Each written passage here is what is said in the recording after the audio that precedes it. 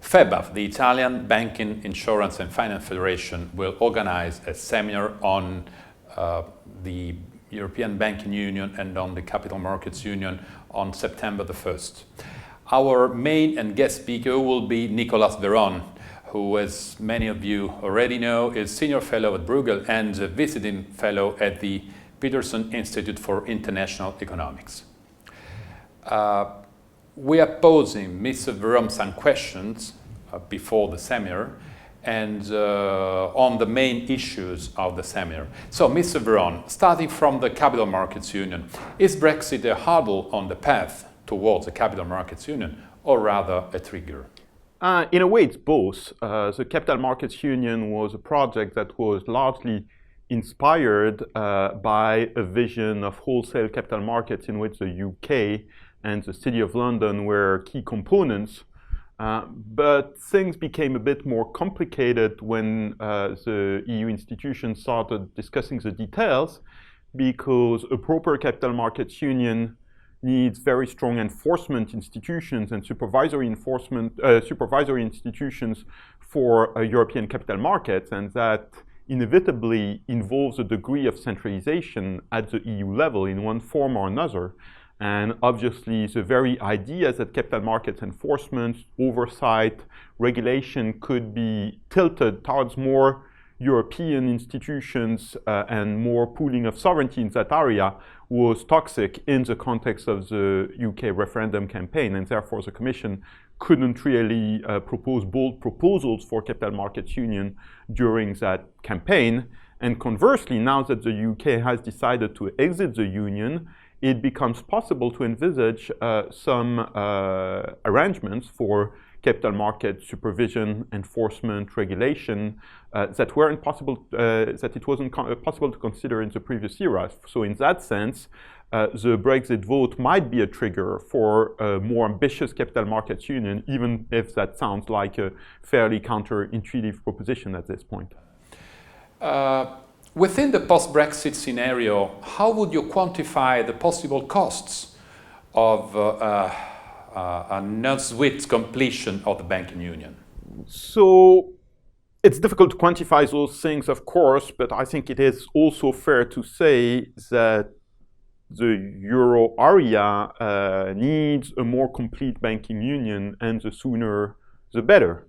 And of course, when we speak about strengthening banking union or more complete or deeper banking union, that involves different sorts of things. The European Deposit Insurance Scheme proposed by the European Commission in November last year is probably the most prominent proposal, but there are other things that might need to be discussed at the same time, and that includes, controversially, the question of limiting sovereign exposures of banks in the context of the euro area, exposures particularly to the domestic home country sovereign, and also issues that may sound arcane but are actually very difficult and important, such as the harmonization of bank insolvency law, harmonization of the ranking of liabilities in a bank insolvency, which are actually necessary to fulfill the vision of a single resolution mechanism, because resolution is defined in EU law as an alternative to insolvency.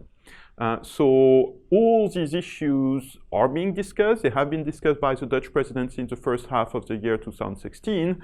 They're not directly connected to Brexit. They're indirectly connected to Brexit, because Brexit is a test of the resilience of the European Union and Eurozone frameworks, and strengthening banking union at this point is viewed by many observers as one of the key things that the European Union could do to become more resilient, to make itself more integrated and more able to share risks and sustain shocks.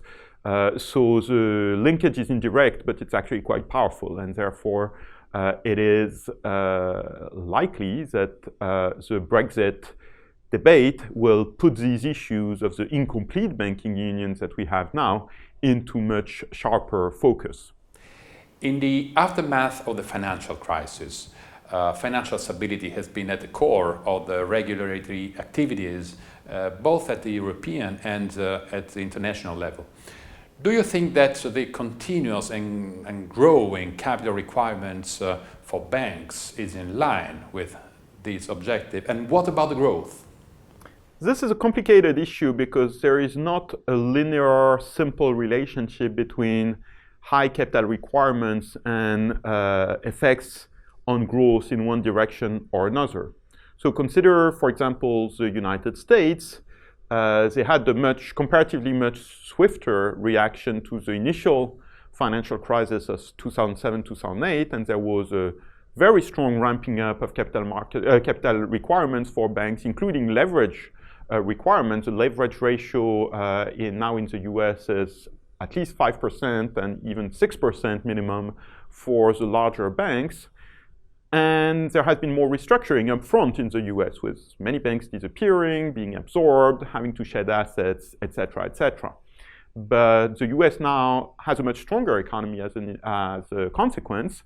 The banking system is fulfilling its function of providing credit in the economy much better than the equivalent in the European Union. And in a way, you could say that the US applied an approach of tough love on its banking system, being quite harsh in terms of getting the system back to shape with strong balance sheets, high capital requirements up front, and now having a much sounder banking system.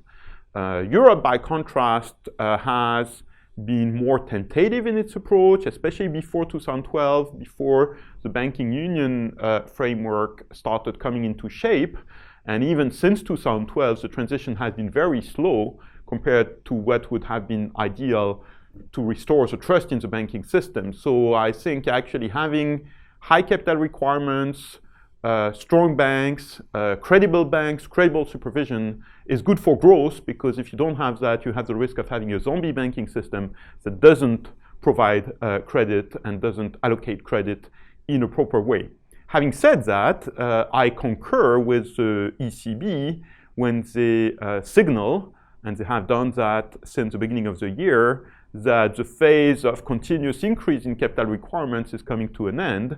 And actually, it's even a form of reversal, because the ECB has announced that probably a small part, but part of what has been imposed on European banks as capital requirements at the end of last year, in the last supervisory review and evaluation process cycle, the last SREP decisions, part of this will be reclassified as capital guidance, which means that it's a less strong constraint on the banks, especially in terms of dividend distributions and the like, than proper capital requirements. So there is now, I think, a plateau or even a softening that is being observed in the supervisory behavior and supervisory decisions of the European Central Bank and of European banking supervision. And I think this is proper, because now the capital requirements are at a reasonably high level when expressed into ratios. Now the big challenge now is to make sure that the calculations of the ratios is compelling, that the numerator and the denominator are correct, that the asset values are properly measured and impaired or provisioned if need be, and also that the capital is what should count as capital, by which I mean true loss-absorbing instruments. So to be sure, the debate on capital requirements is not finished, but I wouldn't blame the ECB for the level of capital requirements that they have imposed so far and what they seem likely to impose going forward. And finally, what's your view on a possible proposal by the European Commission to harmonize insolvency laws across Europe? So the notion of insolvency law harmonization is part of the larger project of Capital Markets Union. And indeed, it's probably one of the most prominent initiatives that the Commission has pre-announced in the context of the Capital Markets Union initiative. We know very little at this point on how ambitious the proposal will be. It will certainly not go the full way of complete harmonization of national insolvency regimes. That would probably not be practical under the current circumstances.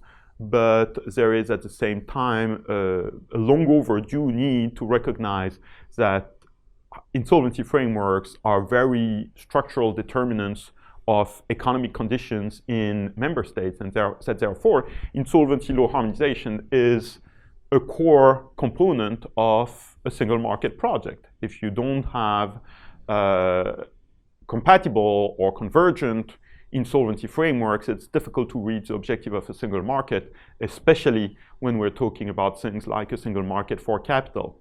It is an important feature of the US system that bankruptcy law, as they call it in the US, is a federal competency, one of the very few of only a handful of federal competencies that are explicitly listed in the Constitution. So the founding fathers of the US did flag insolvency law as an important federal mandate as early as the late 18th century. So I think it's time for the European Union to catch up and to have, if not a fully harmonized framework for insolvency law, at least a partially harmonized framework that erodes some of the very important differences between member states that exist in this area currently and that create barriers to cross-border integration and successful cross-border business.